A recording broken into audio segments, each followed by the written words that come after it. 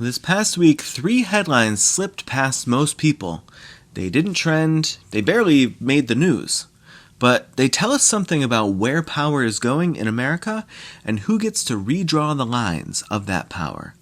First, the White House quietly hit pause on a draft executive order that would have pushed for a single national AI standard. It would have directed the Justice Department to sue states that pass their own AI laws. And it would have tied certain federal grants to whether those states fell in line. That's more than a tech regulation. That's a federalism test. Can the executive branch shape state laws through lawsuits and funding pressure alone?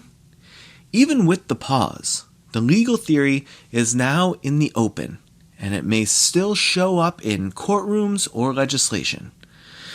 Then there's what happened in Chicago. A federal judge had limited how ICE and Border Patrol could use tear gas and other tactics during immigration protests.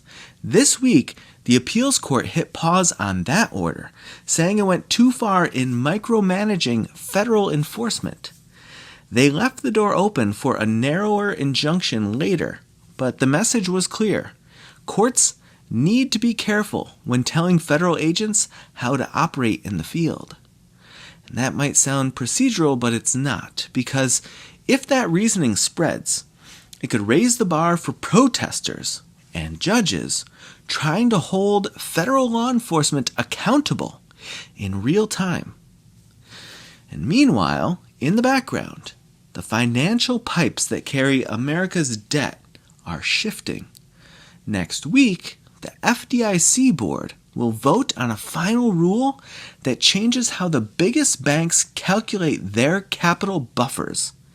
It's called the Enhanced Supplementary Leverage Ratio, or ESLR.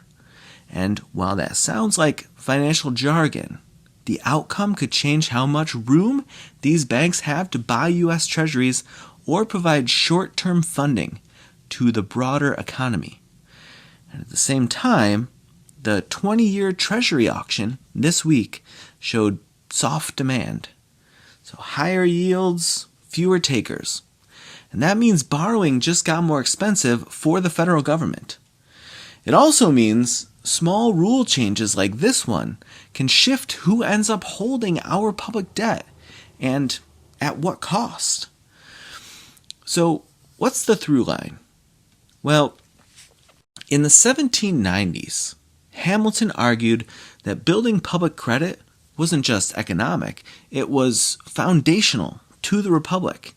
And the founders, though they didn't use the phrase, left space for what later jurists would call laboratories. That was a very UK pronunciation. Laboratories of democracy. They split power on purpose between states and federal government, between the branches. So no single hand could rewrite the rules without resistance. But this week, we saw pressure at every seam. Executive power testing preemption, judicial remedies pulled back, and financial plumbing tweaked in ways that ripple far beyond balance sheets. These are the kinds of changes that won't trend, but they matter, because this is how the lines move.